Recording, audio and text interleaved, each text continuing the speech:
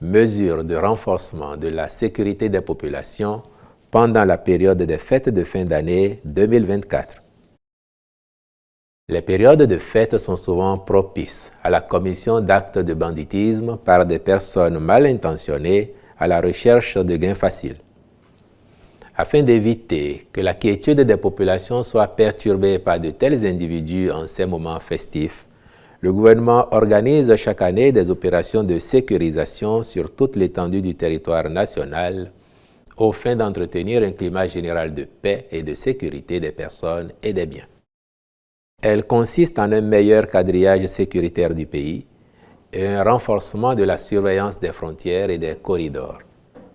Le même dispositif intègre la sécurisation des arrondissements, villages et quartiers de ville, ainsi que des points sensibles. Pour favoriser un tel déploiement sécuritaire, des moyens roulants conséquents seront mis à la disposition des unités territoriales de la police républicaine, soutenues par des éléments des forces armées. Les ministres chargés de la sécurité publique et de la défense nationale sont instruits d'assurer la mise en œuvre diligente et efficace de ces mesures. Lorsque notre équipe nationale de football était dans le dur parfois et que les résultats n'étaient pas au rendez-vous, nous avions toujours exprimé, comme l'ensemble du peuple béninois, notre déception, notre préoccupation, mais nous n'avons jamais douté de la capacité de nos garçons à aborder les phases qualificatives, les compétitions internationales avec détermination et avec envie de réussir. Je vous avais d'ailleurs parfois dit que nos guépards deviendront grands et que quand ils le seraient, ils seraient injouables pour quelque adversaire que ce soit. Je ne veux pas dire ici qu'ils sont déjà grands, mais je pense qu'ils ont commencé à pousser des crocs. Ils le montrent en tout cas. Et cette phase qualificative pour la CAN 2025 montre bien que, à force d'envie, de détermination et avec la foi en soi, en ce groupe qu'ils étaient, ils ont réussi à affronter les difficultés, parfois même érigés à dessein sur leur chemin par certains adversaires. Et donc, le sentiment qui nous anime depuis lundi dernier, c'est un sentiment de satisfaction. Et nous avons pu voir, à l'occasion de cette prestation qui qualifie nos guépards pour la prochaine CAN, nous avons pu voir, disais-je, l'enthousiasme et l'euphorie s'emparer du peuple béninois qui n'en attendait pas moins. Et le gouvernement, pour avoir toujours joué sa partition, en mettant à disposition les moyens nécessaires, en mettant le staff qualifié qu'il faut à la disposition de ce groupe, le gouvernement n'attendait pas moins non plus. Et je crois que c'est un début de satisfaction pour les efforts que l'ensemble du peuple béninois aura fait à travers son gouvernement pour apporter le nécessaire à cette équipe afin de la pousser. Nous pouvons donc nous féliciter de cette qualification obtenue de haute lutte et espérer que ça n'est qu'un début, que désormais nous saurons rester dans le cercle vertueux des prestations positives, des prestations qui donnent de la joie, de la satisfaction au peuple, qui créent des moments où l'aura du pays se trouve bonifiée. Relativement aux incidents dont vous faites cas et dont nos ambassadeurs ont été victimes en terre libyenne, je peux vous assurer que dès le lundi même, les protestations ont été formulées dans les règles de l'art par l'État béninois. Le ministre des Affaires étrangères a agi là où il devait agir. Le ministre des Sports et le président de la Fédération béninoise de football ont également été instruits pour poser les actes qu'il faut au niveau des instances fêtières, parce que ce sont des actes qui n'auraient jamais dû se produire à l'occasion d'un match de football. Et donc, nous veillerons à ce que nos intérêts, les intérêts de notre équipe nationale, soient défendus et que les mesures appropriées soient prises par les instances habilitées en la matière. Le 20 novembre de chaque année, le monde entier célèbre la Journée internationale des droits de l'enfant. En effet, le constat fait dans les familles est effarant. Chaque année, près de 400 millions de jeunes enfants dans le monde sont régulièrement victimes de disciplines violentes au sein de leur foyer. Des données récentes montrent également que de nombreux jeunes enfants sont privés de stimulation et d'interaction avec leurs parents ou avec les personnes qui s'occupent d'eux. De plus en plus, les enfants prennent conscience de leurs droits. C'est la Journée internationale des droits de l'enfant. Et je trouve que, ici au Bénin, les droits de l'enfant ne sont pas vraiment respectés comme il faut. Moi, comme par exemple, je vais à l'école. D'autres enfants, eux, n'ont pas la chance d'être scolarisés. D'autres enfants ne sont pas bien éduqués, ils ne mangent pas à leur faim. Aujourd'hui, il y a des enfants qui sont placés, qui sont en train de faire l'apprentissage, qui sont au marché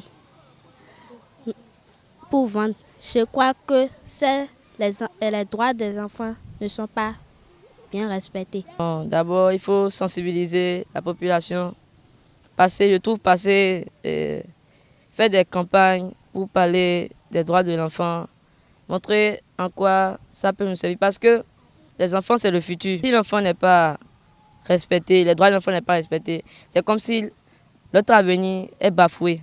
Pour l'enseignante, les enfants ont des droits et il est primordial de les respecter. Droit à l'habillement, droit à un local et surtout droit à la vie, droit à l'instruction, droit à un logement, droit à un parent qui sait bien prendre soin de lui. Mais au-delà, il est d'autant plus impérieux pour les jeunes filles et pour les femmes en général de prendre conscience du fardeau que représente une grossesse abandonnée. Le respect des droits de l'enfant commence par là. L'enfant devient l'enfant de tout le monde. Vous voyez un peu, une femme qui vient récupérer l'enfant, c'est pas gentil, c'est un enfant parce que la maman n'est pas encore faite. Elle n'a pas fait sa formation pour le bien faire ça. Mais quand on prend cet enfant, oui, on a voulu tout le temps. La chef a été.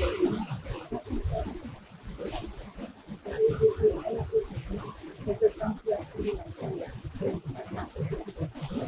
nous ne pouvons pas informer cette femme. Nous pouvons c'est son qui fait qu'elle va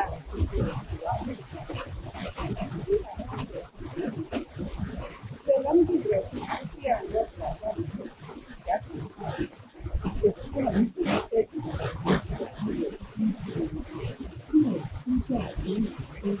si la vie envoie et gagne le droit de Le respect des droits de l'enfant est une affaire de tous. Autorités, parents, enfants, pour faire du droit de l'enfant une réalité dans notre famille.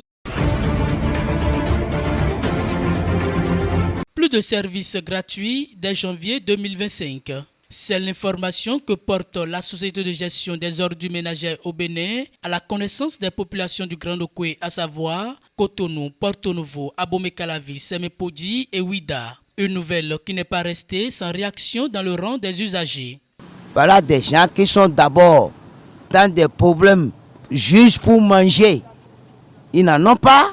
La vie, elle est chère. Et on continue de crier. C'est le Béninois qui dit ça. Et c'est à lui là qu'on demande, le fond dit, il fera comment? Et il va trouver ce là où? C'est pourquoi je demande à la société de venir s'expliquer pour que nous comprenions mieux, pour qu'on ne parle pas de poids, de mesures. La société de ramassage a des frais à assumer. Gasoil, l'entretien des camions de ramassage et le personnel ramassant. Donc, je ne trouve pas anodin que cela soit éternellement gratuit. Donc, les citoyens que nous sommes, nous devons s'attendre à ce que nous payions. Moi, Depuis que cette société des verres est installée, je savais qu'un jour, nous allons payer le ramassage. Soyons honnêtes. Là, je ne trouve pas d'excuses pour nous les citoyens qui croyaient que le ramassage serait éternellement gratuit. Ça, c'est être dans le noir. Qu'est-ce que je peux dire? Nous devons payer. Les tarifs ont été rendus publics à travers un arrêté interministériel résumé dans un communiqué de la HCDS. Les prix sont déterminés en fonction des prestations reçues, du type de propriété bâtie et du niveau d'aménagement de la zone géographique. La répartition du montant par ménage répond à des critères bien déterminés. Ces montants-là, qui sont définis en fonction des 3 critères, sont sensiblement très proches de ce qui se faisait avant. Le montant varie de 3 000 francs à 30 000 francs CFA. Mais il faut préciser que la majeure partie des ménages qui sont souvent desservis 2 fois par semaine au minimum payeront un montant situé entre 3 000 et 5 000. Je donne un exemple plus précis. Quand vous habitez dans un quartier comme Agla ou Apapa, précisément Agla par exemple, les Pilotes, et que vous habitez dans une maison où vous êtes seul dans cette maison-là, la maison au total payera le montant de 3 000 francs CFA par mois. Si par contre vous êtes plusieurs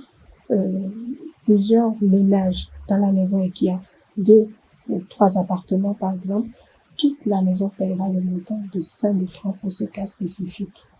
Je dois préciser que la majeure partie, comme je vous disais tantôt, des populations se situent dans des zones où le niveau d'urbanisation est considéré comme de base. A contrario, par exemple, avec une zone comme Erevan, là où vous avez les villas Sensad, où ces zones-là sont classées comme des zones d'urbanisation très, très élevées. Vous avez par exemple l'aéroport et les places Pierre-Guerra, la zone de la base. Des précisions qui ne sont pas tombées dans les oreilles de sourds, mais des doléances, il y en a encore. Demandons au gouvernement s'il veut que cette joie-là qui nous anime, ce remerciement qui est sur les lèvres des consommateurs, des ménages continue, il va falloir revoir les tarifications en ce qui concerne le paiement dans les ménages et par rapport à certaines structures. Il y a des structures qui produisent assez de déchets solides. Ces structures-là, le gouvernement peut aller voir à ce niveau-là comment faire pour la tarification. Mais dans les maisons, notre souhait, c'est qu'on nous laisse payer ce qu'on a l'habitude de payer par le passé avant la suspension du paiement du ramassage des ordures. Si on peut reprendre avec ce paiement pour qu'on n'ait pas l'impression qu'on veut nous prendre tout ce qu'on nous a laissé pendant des années. Selon les responsables de la SGDS, la mise en œuvre de cette politique permettra non seulement de se doter de moyens pour la poursuite des travaux de collecte des déchets, mais aussi et surtout de contribuer à coup sûr au développement des villes concernées.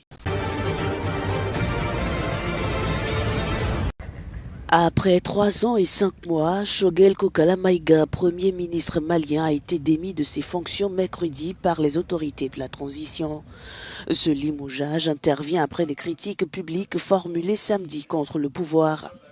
Le chef du gouvernement avait dénoncé son exclusion des prises de décision et évoqué le spectre de la confusion et de l'amalgame qui, selon lui, entoure la période actuelle de transition. Ces déclarations rares dans le contexte politique semblent avoir précipité sa destitution. Ce mercredi, le Conseil des ministres a été annulé et le gouvernement limogé dans la foulée. Choguel Kokala Maïga a été nommé Premier ministre par les militaires en 2021 après le second coup d'État. Il est le 2e Premier ministre de la transition après Mokhtar Wan.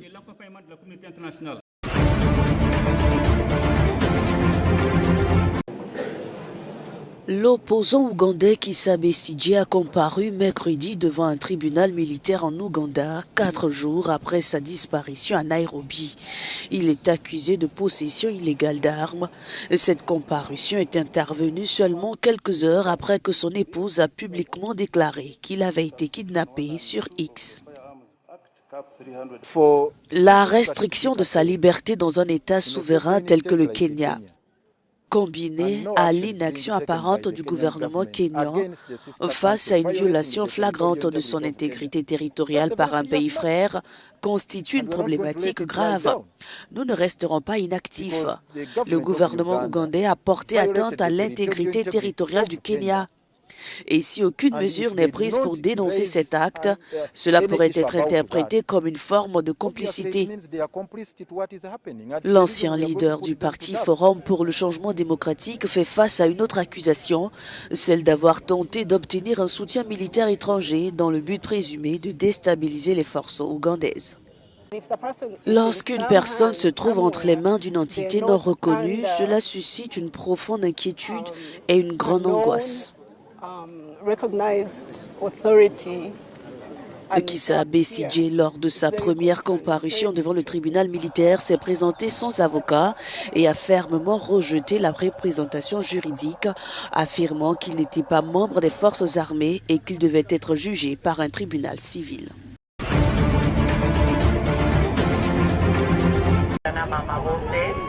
Au Zimbabwe, près de Harare, ces femmes attendent depuis des heures pour obtenir des pilules contraceptives gratuites. Financé par les États-Unis, ce service pourrait disparaître si Donald Trump rétablit en janvier la règle du bâillon mondial qui interdit l'utilisation des fonds américains pour financer les services médicaux liés à l'avortement. Il est important de prendre des contraceptifs pour éviter les grossesses non désirées et être contrainte d'avoir recours à l'avortement. Il est important d'espacer les naissances et mettre en place des méthodes de planning familial. Selon Pester Siraha, qui dirige une ONG, si Donald Trump rétablit la règle du bâillon, 1,3 million de femmes zimbabwéennes pourraient perdre l'accès aux soins, entraînant 461 000 grossesses non désirées et 1 400 décès maternels supplémentaires. Je crains que la règle du bâillon mondial, si elle est rétablie, ne soit élargie. Le projet 25 proposé à Donald Trump par des conservateurs de la fondation Heritage parle d'étendre la règle du bâillon mondial au gouvernement, aux organisations et à tous ceux qui reçoivent les fonds d'aide américains. Cela aura des effets dévastateurs en termes d'accès aux services de santé sexuelle et reproductive pour les femmes et en termes de choix pour les femmes. Angeline Mukayana, déjà mère de 3 enfants, s'est fait poser un implant contraceptif. Avec les $100 mensuels qu'elle gagne en tressant des cheveux, elle ne peut se permettre d'être suivie dans le privé où le prix d'une consultation peut atteindre $60. Il est regrettable que nous soyons si loin de l'Amérique et que nous ayons à subir les conséquences de sa politique. Tout ce que nous voulons, c'est la liberté de choisir les dates de nos grossesses et d'avoir accès à des services de planning familial gratuits. En Ouganda, au Ghana, en Éthiopie ou au Kenya, des services allant de la contraception à l'accès à l'avortement sécurisé ont été réduits ou supprimés pour éviter de perdre les financements américains.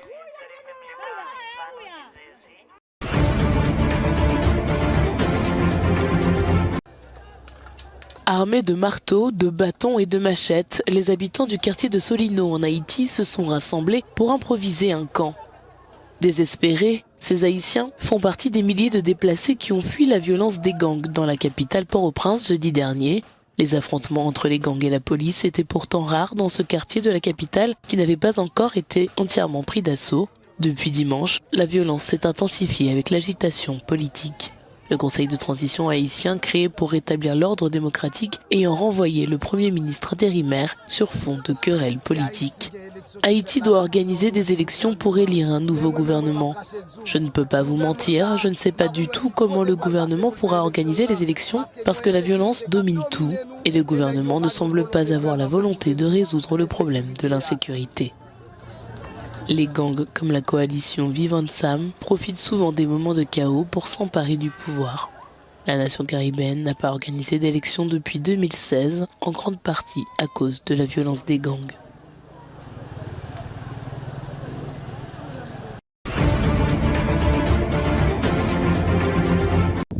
Le procureur de la Cour pénale internationale a lancé un appel mardi à la Libye et à d'autres nations pour qu'elles contribuent à l'arrestation de 6 hommes soupçonnés d'appartenir à une milice accusée de multiples meurtres et d'autres crimes graves. Ces exactions auraient eu lieu dans la ville de Taouna, dans l'ouest de la Libye, où des charniers ont été découverts en 2020. Grâce aux efforts de suivi menés par mon bureau et à notre collaboration avec le bureau du procureur, procureur général, nous avons identifié plusieurs individus visés par des mandats d'arrêt. Nous savons où ils se trouvent. Nous connaissons leur emplacement. Ce qu'il nous faut maintenant, comme l'ont exigé les victimes, c'est votre soutien pour garantir l'exécution des ordonnances judiciaires émanant de la CPI, en particulier celle de la Chambre préliminaire. Début octobre, la Cour pénale internationale a levé les scellés sur les mandats d'arrêt émis contre 6 hommes qui étaient soit des membres influents de la milice Al-Qaïda, soit associés à celle-ci. Nous tenons à saluer les efforts récents de M. Khan et de son équipe, ainsi que leur initiative de présenter leur briefing depuis la Libye. Cette démarche marque une étape importante dans la coopération entre la Cour pénale internationale et la Libye. Nous espérons vivement que ces actions contribueront à accélérer la conclusion de la phase d'enquête et permettront de clore définitivement tous les dossiers relatifs à la Libye. Les charniers découverts à Tarhouna ont été mis au jour après le retrait de la milice Al-Qaïda à la suite de l'échec de la campagne de 14 mois menée par le maréchal Khalifa Haftar.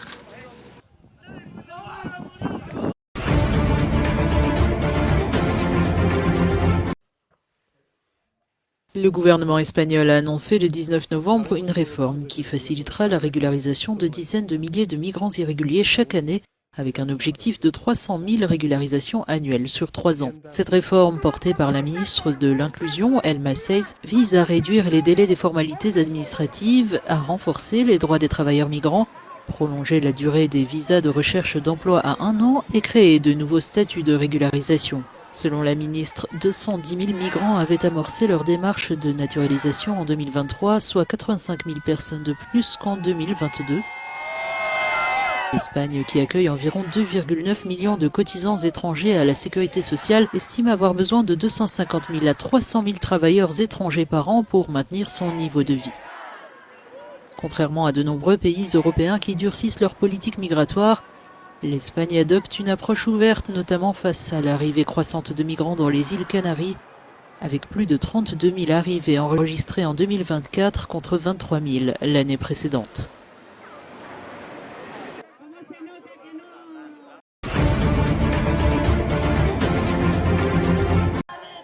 Comme à chaque COP, des défenseurs du climat se réunissent pour faire entendre leur voix. Mercredi à Bakou, en marge de la COP 29, ils ont appelé les négociateurs mondiaux présents à trouver des solutions concrètes visant à garantir un financement climatique annuel de 1 000 milliards de dollars en faveur des pays en développement.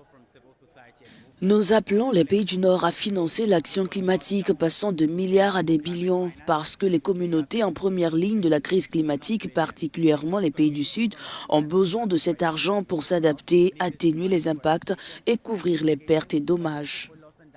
Alors que la conférence touche à sa fin ce vendredi, les négociations restent dans l'impasse.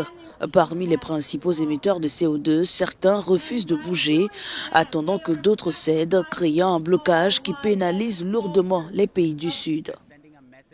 Nous appelons les négociateurs du Sud à tenir fermement leur position face aux tentatives des pays du Nord de diminuer les financements climatiques et d'accroître la part du financement privé.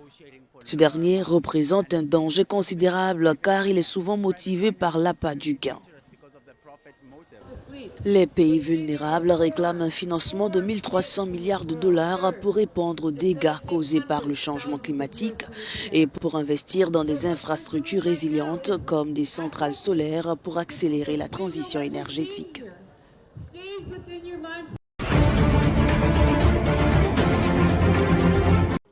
Les joueurs peuvent désormais croiser les bras devant la poitrine afin de signaler directement à l'arbitre qu'ils sont la cible d'abus racistes. Le juge central pourra ainsi agir en 3 étapes, l'interruption du match, la suspension de la rencontre et l'abandon de l'événement. Le combat de Vinicius Junior. C'est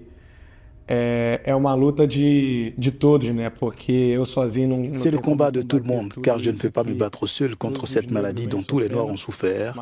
Mais je sais à quel point je suis grand, je sais à quel point mon discours est fort, et je peux parler au nom de tous ceux qui n'ont pas la force, qui ont peur ou traversent de nombreuses épreuves, et les gens ne croient pas toujours ce qu'ils disent. Je suis donc très heureux de pouvoir aider et de rester ferme et fort dans la lutte. Ce protocole FIFA antiracisme est entré en vigueur cette semaine lors du match éliminatoire du mondial entre le Brésil et l'Uruguay à l'Arena Fonte Nova de Salvador à Brasilia. Parce que les Noirs ont souffert pendant longtemps et qu'il doit y avoir un moment où tout cela doit cesser. Alors la FIFA, qui est un nom solide avec la CBF, avec tous les joueurs, nous avons la force de nous battre. Alors continuons ensemble, fermes et forts, pour que nos enfants aient un meilleur avenir dans un futur très proche.